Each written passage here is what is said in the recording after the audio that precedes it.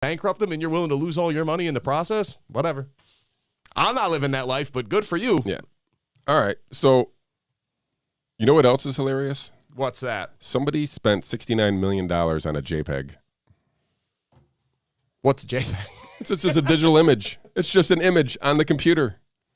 You can't, I mean, you could print it, I guess. 69 million real dollars. Real dollars for a digital image. So let's. Speaking of wise investments. Yeah. So let's talk about a thing that's been around for a little while, but it's really gaining popularity here in the last few months, and we're going to try to touch on it a little bit here. I'm going to try to effort a guest about this as well. So non-fungible tokens, Mr. Hussong, NFTs. I remember sending you a text earlier in the week and asked if you knew anything about these. I asked a couple people if they knew anything about them. Pretty much to a person, nobody knew anything about them. Nope, not a clue. So these are tokenized assets.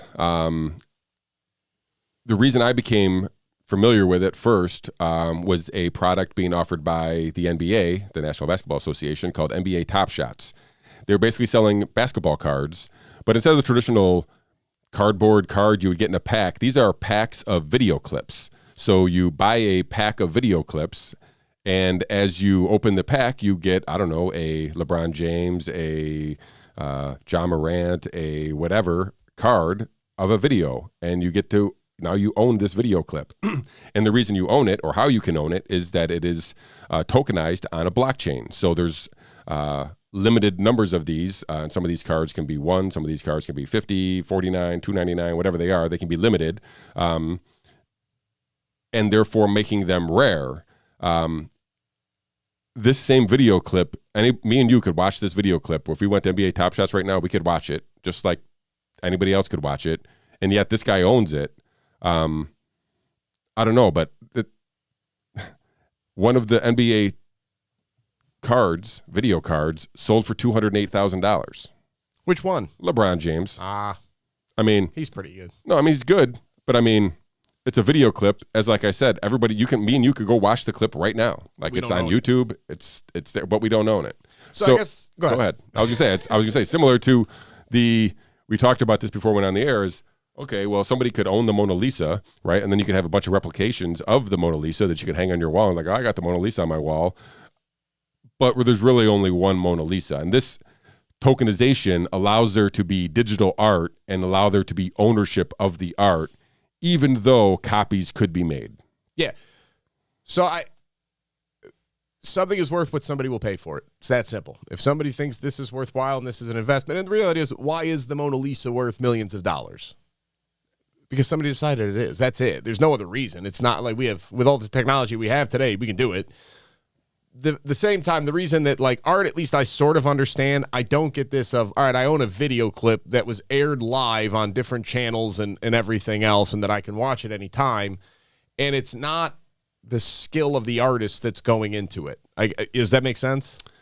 Well, so some of these digital artists are the sports. You know what I mean? So there are some people who do digital artwork, and that was. I mean, I don't know if this wasn't obviously invented for digital artwork by any means. I don't think, but this allowed people who had only done digital artwork, who had never done a canvas or done something, allowed them to show specific ownership to somebody who wanted to say they owned the original.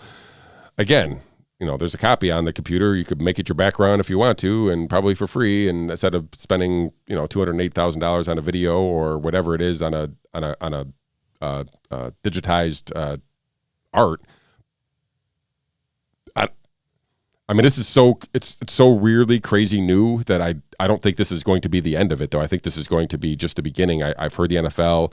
I think some soccer are globally are doing this already. So the collectibles market is definitely going to do it. The digital artwork market is definitely going to do it. We talked briefly here before we went on the air about some of the financial benefits or uses for this going forward with decentralized finance. So that's kind of gaining a lot of traction as well.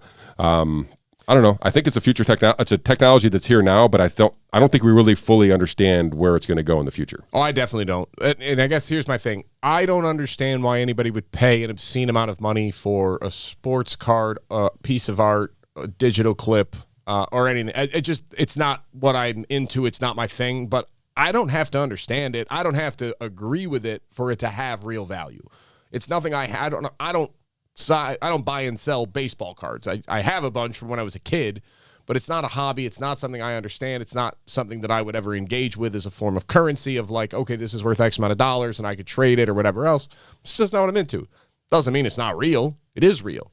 I guess every now and then I get a reminder from some news story or some trend taking place. Like our country probably has it too good. The fact that we have people willing to spend $200,000 on a video. Like a 3-second video clip. Right. Like, I just think about being in like a third world country and hearing this and being like, what? I mean, they probably don't know who LeBron James is. Like, think about like how great our society is that this is a thing. Like, this is not, and it's not like it's I don't even know what to say on it. It just is weird to me of like that this is even a thing. Like, how bored are you that this became real? And again, I sound like I'm belittling it or deriding it. I don't mean to. Like, good for you if this is something you're into, and you same with art, same with sports, memorabilia, everything else. If this is what you're into, God bless you. Have at it. If this is what you find enjoyable and you believe that this has that level of value, wonderful. If it turns out you're wrong, you're out $200,000, and I'm not going to feel bad for you. If you turn around and sell it in 10 years for $10 million, I'm happy for you. Good. I'm not going to be the one to buy it, but good. And I do think as the technology continues to evolve, you get down the road into more of the applications for a decentralized finance. The applications are really sort of overwhelming to think about of where you could go with this. Obviously, there's a lot of bugs that would have to get worked out. There's a lot of problems that you'd have to foresee and solve. Well, it's the security, I think, is the allure, right? It's the blockchain security that you know that you're going to be able to maintain a safe and secure transaction with a one-on-one without using a financial institution. And I think that's where the benefit is from some of this, is it allows for peer-to-peer loans, from these NFTs, from these digital assets. Again, I don't have no idea where this thing is going, but I expect that we don't even know. Like, I'm sure some people out there know, but right now I don't think it's we have any clue where the technology could take us. It's literally anywhere. But it's kind of like piggybacking on this whole blockchain crypto mainstream awareness emergence, and this is kind of just riding the coattails of that. It's part of it, and this decentralized finance is definitely something that I think is going to be part of the financial futures here for at least for a while. I mean, as long as people are still comfortable doing internet transactions and whatnot, as long as we avoid a solar flare, because who knows, the sun could spit at us and all of a sudden this whole thing is, LeBron James's video is non-existent, so it's not worth anything at that point. And again, if that happens, I'm not going to feel bad for the guy to spend $200,000 on a video clip. You assume the risk of the solar flare. This is the risk that you could end up getting nothing for this. The same way the first person that, like, there's people that buy artwork with the expectation that it's going to go up and it doesn't. Okay, sorry, that's part of the that is the risk reward system. Don't ask me to bail you out if this ends up going broke. Yeah, if that dead artist reemerges, like, hey, I'm not dead. That's gonna really dampen the value of the piece. Jeffrey Epstein was a pretty big art guy. Let's not go there. Sorry. His art was disturbing. I mean, beyond, but it was probably the least disturbing part of who he was as a person, but still disturbing. Yeah. So yes, but I get what you're saying though. Again, this is the central theme of looking at this and trying to understand it is a thing has value if somebody else is willing to pay for it. It's that simple. It is the perceived value of the other person. It does not have to make sense to you why somebody would spend their money on it. It doesn't matter. And just like anything, the hype around these NBA Top Shot cards is so high right now, they can't even keep up with the demand, right? So that is some of the problem, is that there is such a demand that the prices are distorted because so many people are trying to buy the same thing, and obviously that's, economics 101. So